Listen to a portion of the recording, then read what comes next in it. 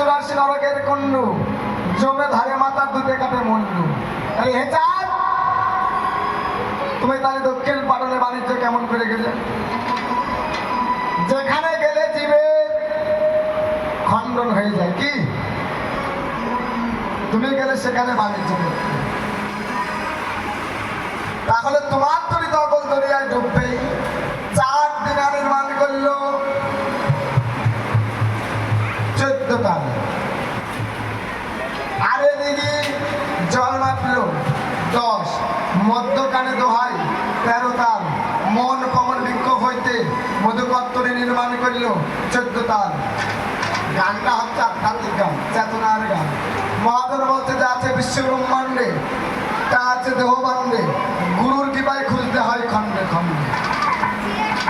তাহলে দেহের রাজা মন, আর 21,600 বার আসছে আর যাচ্ছে পবন।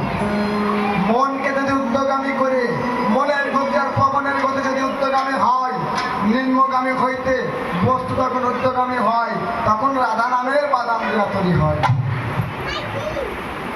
সেই তরি যদি অকুল দরিয়ায় ছাড়া যায়, তার তরি ডুবার ভয় থাকে না। চাঁদ কালীদহে জল মাপল কোন সময়? ভাটির সময়, যখন কালীদহে জল ছিল না, শুকনো। তরি ছাড়ল কোন দিনে? জোয়ারের দিনে। জোয়ারের সময় কালীদহে তরি ছাড়ল।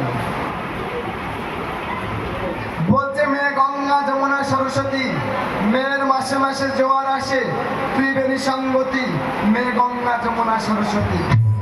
একটা কালো, একটা ধরো, একটা হয় লালমতি, মেয়ে গঙ্গা যমুনা সরস্বতী। তাহলে সাধক যদি জেনে একটিবার ত্রিবেণীর মোহনায় যদি আত্মতত্ত্ব বিচার করে, অপ্রাকৃত নীলারস যদি আস্বাদন করবার নিমিত্তে যদি একবার যোগের ঘরে যোগ লাগিয়ে যদি একবার ওই দিনে যেতে পারে, সাধকের সেদিন খানা হয় ভব সংসারে, কি? তাই সাধকের যেদিন খানা, সেদিনকে যেতে জীবের মানা। যদি মায়ামুগ্ধ জীব, আমার মতন কামন্দ করে হত জীব যদি যায়, সে আর বাঁচতে পারবে না। সে এমনি ভাবে নিত্য নিত্য সকলে কিছু হারাবে ওই কালীদহে। তারপরে ডেঙ্গা নির্মাণ করেছিল কয় তাল? মন পবন বিক্ষোভ হইতে 14 তাল। 3 মাস 20 দিন পিতার মস্তকে, 10 মাস 10 দিন মাতৃ জঠরে, 14 মাসে 14 পুয়া মানব দেহ তরি। কালীদহে ভাটির সময় জল মেপেছিল কত? আর এদিকে 10 তাল, মধ্যখানে 13 তাল,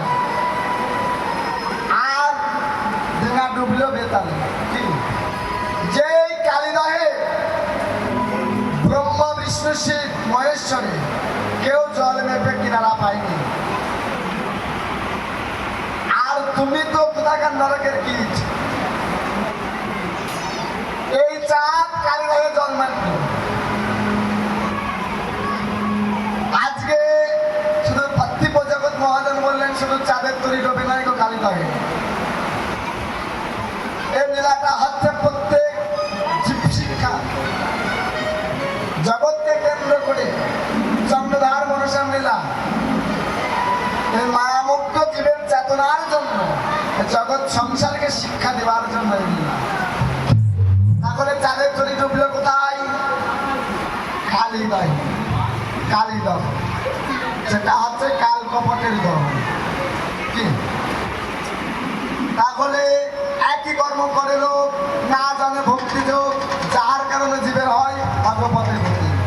তুমি যদি বাঁচার সম্বন্ধে যদি জানতে, হে চাঁদ, তোমার তরি ডুবতে না দরিয়ার মাঝে। বলছে বাঁকা নদীর পিছল ঘাটে যাবি যদি মন, ঘাটে জেনে তত্ত্ব হবে মত্ত, লাভ করবি আসল রতন। যারা এই নদীর তত্ত্ব জানে, তত্ত্ব জেনে নিরিখ দেখে, নিরিখ ঠিক রেখে তারা অধর চাঁদকে ধরে ধরে। তাই বলছে বাঁকা নদীর পিছল ঘাটে যাবি যদি মন, ঘাটে জেনে তত্ত্ব হবে মত্ত, লাভ করবি আসল রতন। বাঁকা নদীর পিছল ঘাটে যাবি যদি মন। বাঁকা নদী জোয়ারের জল, মাসে 3 দিন আসে প্রবল, সেই ভাগ্যবান রসিক কেবল প্রবল ধারা থেকে করে স্নান, বাঁকা নদীর পিতল ঘাটে যাবি যদি মন। স্নান করিয়া হলে সূচি, হলে জীবে দয়া নামে রুচি, বিশ্ব থাকে এক মতন, বাঁকা নদীর পিছন ঘাটে যাবি যদি মন। তাহলে এই বাঁকা নদীর পিছন ঘাটে যদি যেতে হয়, চৈতন্য গুরু, গুরু কৃপা লব্ধয়ে যেতে হয়। গুরুকে কান্ডারি করে, গুরুকে অনুরাগের বইটা দিয়ে কেন বইটা খাড়া করে, তারপরে যদি এই বাঁকা নদীর পিছন ঘাটে যাওয়া যায়, স্লিপ কাটার ভয় থাকে না, হারাবার ভয় থাকে না। তাই আজকে তাদের সকল কিছু হারিয়ে গেল কোথায়? কালিদয়ে আহায়া ওরে মনে কান্ডারি মানব তরি। এবার তোর ডোবাবো কান্ডারি মানব তরি। এবার তোর ডোবিল কান্ডারি মানব তরি। দিন ঝলকে উঠল ধারা, হয়ে গেলে চার বিলাপ্ত মরা। দিন ঝলকে উঠল ধারা, হয়ে যাবি কাঁধে ভিতে ছাড়া। মনে কি তোমার তাও বল না, মনে কি তোমার তাও বল না, বিচার করো কান্ডারি মানব তরি। এবার তোর ডোবালে কান্ডারি মানব তরি। তোরি ছাড়ল শনিবারে, বারে বেলা তোর বসলো পাটে। শনি সারলো শনিবারে, বার বেলা করে বসলো পাটে।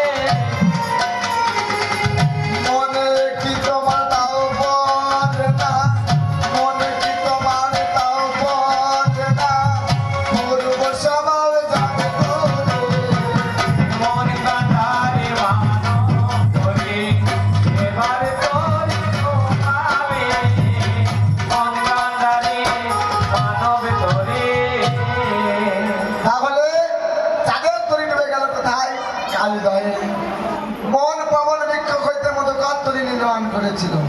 মধুকর, মধুকর, মধু থাকে কোথায়? মধু থাকে ফুলের ভিতরে। এই মধু সংগ্রহ করে কে?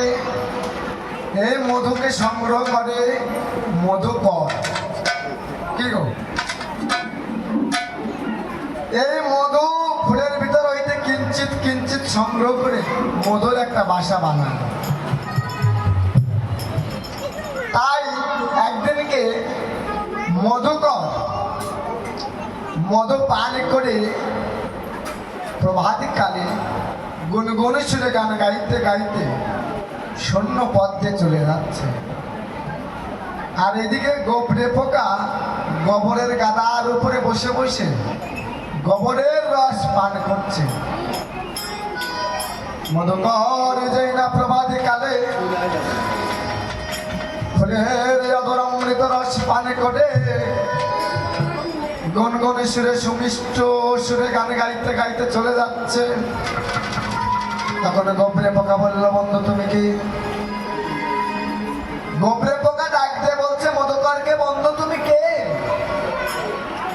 এত সুমিষ্ট মধুর সুরে, সুমধুর কণ্ঠ সুরে তুমি প্রভাত কালে গান গাইতে গাইতে চলে যাচ্ছ। মধুকর বললে, আমি মধুকর। তখন গোবরে পোকা বললেন, বন্ধু আমি তো নিজ নয়নে দেখি তুমি নিতই নিতই বেলায় অবসান কালে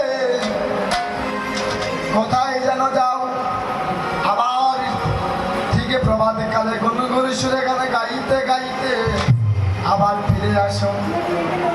বন্ধু বেলা যখন অস্ত্র যায় সেই সময় তুমি গুনগুন সুরে গান গাইতে গাইতে কোথায় যেন চলে যাও। আবার যখন পূর্ব গগনে সূর্যদেব উদিত হয়।